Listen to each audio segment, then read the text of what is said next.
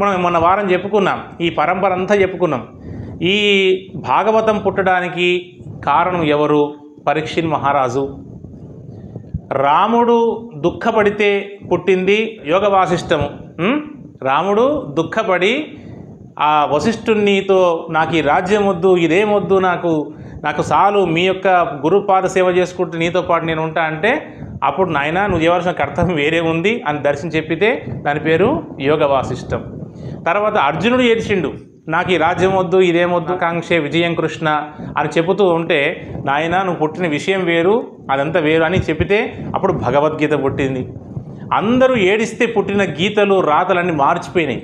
కానీ మనము ఏడ్చేది కూడా భగవంతుని యొక్క సాన్నిధ్యం పొందడం కోసం, ఆయన తెలుసుకోవడం కోసము దుఃఖపడాలి, ఏడవాలని అనుకుంటున్నాం. కానీ ఇప్పుడు ప్రస్తుత సమాజంలో ఏడ్చేదంతా విషయం అంతా కూడా బంగారాల కోసం, ఇల్లు కోసం, బంగారం కోసం, లేకపోతే ఇంకా వాటి కోసం ఏడుస్తున్నారు.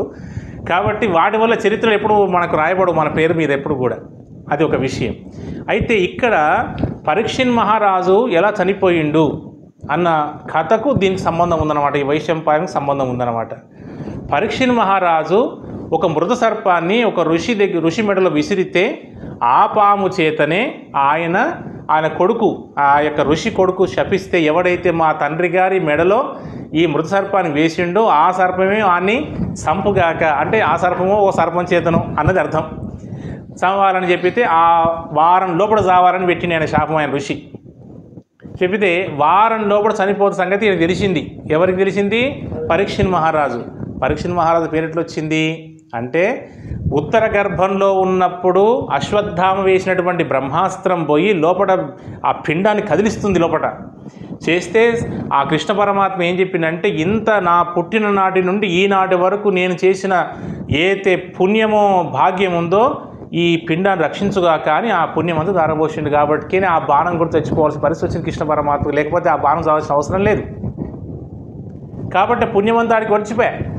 కాబట్టి అప్పుడు ఈ గర్భంలో ఏ అయితే కృష్ణ పరమాత్మను చూశానో ఆ కృష్ణ పరమాత్మను ఇంక నేను చూస్తలేనే ఏడుస్తున్నాడు. ఒకటే పని, ఆ పుట్టిన తర్వాత వాడు ఒకటే ఏడుస్తున్నాడు. ఎంత ఊకించినా ఊకోడు.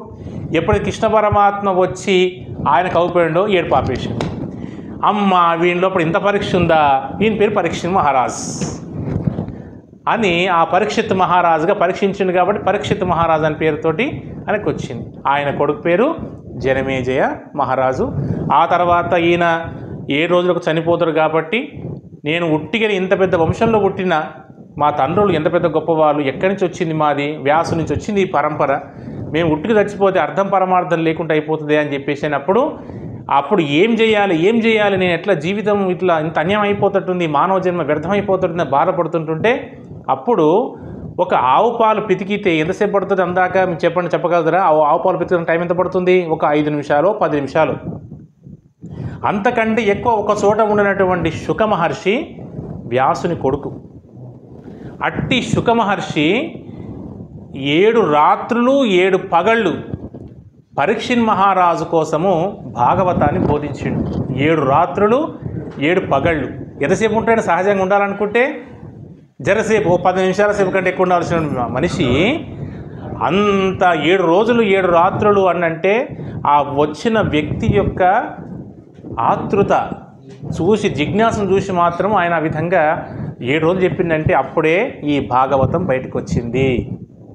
అట్లా ఆ తర్వాత ఇక ఈ జనమేజయ మహారాజు ఏం చేసిందంటే, మా తండ్రిని పాములు చంపుతాయా, నేను మహారాజును కదా అని సర్పయాగం ప్రారంభం చేసింది. ఇక ఈ సర్పయాగం చేసేటప్పటికి కొంతమంది వచ్చి కొంత పండితులు వచ్చి, ఇది విజయవంతం జరుగుతుందని ఒకరు చెప్పారు. లేదయ్యా ఇది ఒక ఋషి వల్ల ఈ యజ్ఞం ఆగిపోద్దని కూడా చెప్పిన వాళ్ళు కూడా ఉన్నారు. ఆఖరికి ఏమైందంటే, ఈ యజ్ఞం చేస్తూనే ఉన్నాడు, పాములు వచ్చి దానిలో పడుతూనే ఉన్నాయి, చచ్చిపోతూనే ఉన్నాయి. వేల కొద్ది పాములు చచ్చిపోతున్నాయి, లక్షలు చచ్చిపోతున్నాయి పక్క నుంచి పాములని.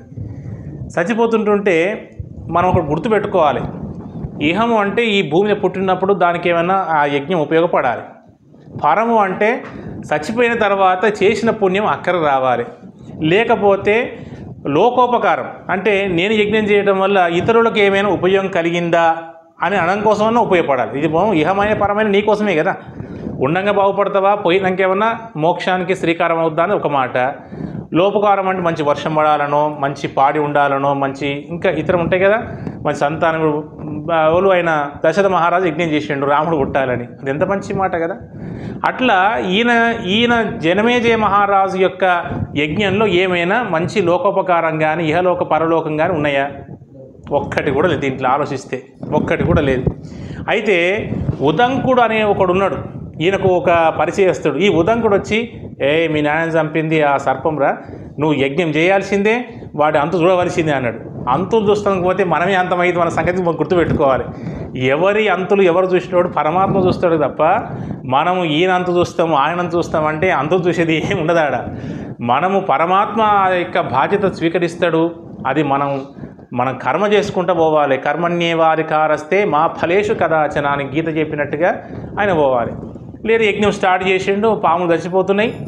ఆ తర్వాత ఈయన వచ్చిండు, ఎవరు అయినా ఆస్తిక మహర్షి వచ్చిండు. ఈ గుర్తుపెట్టుకోవాలి, ఆస్తిక మహాముని అని ఉన్నాడు ఆయన. ఎప్పుడైతే పాములు మన కళ్ళకు అవపడి మనకి మా మీదకి వస్తున్నాయి అనుకోండి, అప్పుడు వెంటనే ఏం చేయాలి? ఆస్తిక మహామునినే నమః అన్నాం అనుకోండి, వెంటనే పాములు ఆమడ దూరం పారిపోతే ఎక్కడి నుంచి తెలియ. అది శాస్త్రం చెప్పిన విషయం. మీరు పాములు అవపడితే పెద్ద భయపడాల్సిన అవసరం లేదు. మన ఇంటి చుట్టుముట్టు ఒక తాసుపాము తిరుగుతున్నాయి, నాగుపాము తిరుగుతున్నాయి అనుకున్నాను మీరేమన్నా. ఆస్తిక మహామునినే నమః అని అంటే వెంటనే వాడికి వరం ఉందన్నమాట, అట్లా లెక్క ఉందన్నమాట. వారి పేరు చెప్పితే పాములు ఉండకూడదన్నమాట అట్లా. కాబట్టి వెంటనే అవి పాములు దూరం అయిపోతాయి. ఆస్తిక మహాముని వచ్చి, జనమేజయ మహారాజా, ఎంత పెద్ద వంశం నుంచి వచ్చినావు, అసలు ఏమిటయ్యా ఈ సర్పాలను చంపితే నీకు వచ్చేది ఉందా, అసలు నీకు ఉపయోగం ఉందా, ఎందుకు చేస్తున్నావు యజ్ఞం అసలు ఏమన్నా అని చెప్పేసి అని వారించి అప్పుడు వ్యాసుని దగ్గరికి తీసుకుపోతాడు. ఎవరిని? అసలు ఈ జనమేజయుని కంటే ముందున్నటువంటి పరీక్ష మహారాజుకు కానీ, ఆ అభిమన్యునికి కానీ, తర్వాత పాండవులకు కానీ, ఆ మొత్తం మూల పాండురాజుకు కానీ, వీళ్ళందరూ విదురునికి కానీ, ఆ తర్వాత గుడిరాజు ధృతరాష్ట్రునికి కానీ మూలం ఎవరు? వ్యాసుడు. వ్యాసుని యొక్క శక్తే కదా, తేజస్సే కదా ఎంత వంశానికి మూలం అయిపోయింది.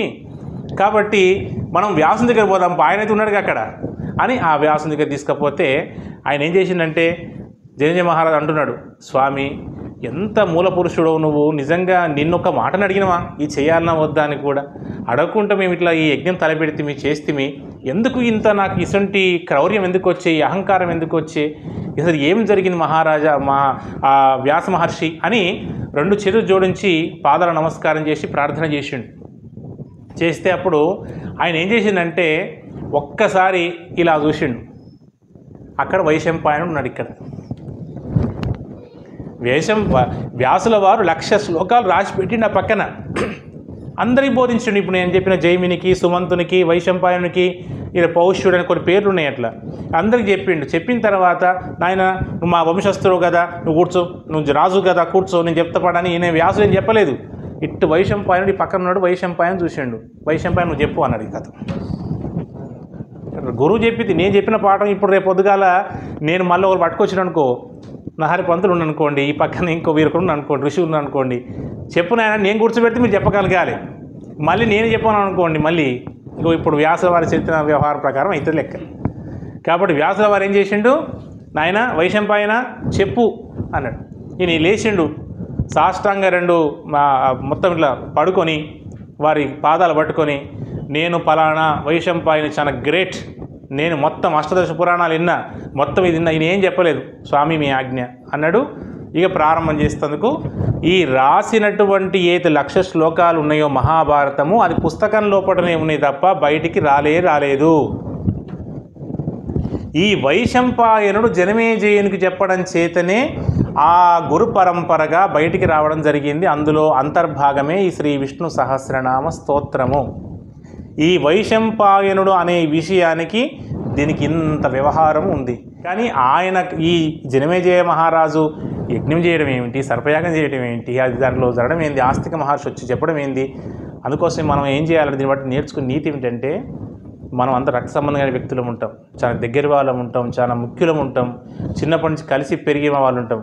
పక్కవాడు వచ్చి ఏదో ఒక విషయం తీసుకొచ్చి మనకు ఉదంకుడనే వాళ్ళ లెక్క వచ్చి నువ్వు కొట్టు, అది అని అట్లా చేయి, ఇలా కేసు పెట్టు, అది బయటకు గుంజు అని ఏదో చెప్పే అవకాశం ఉంటే మన జ్ఞానం మనకు పనిచేయాలి.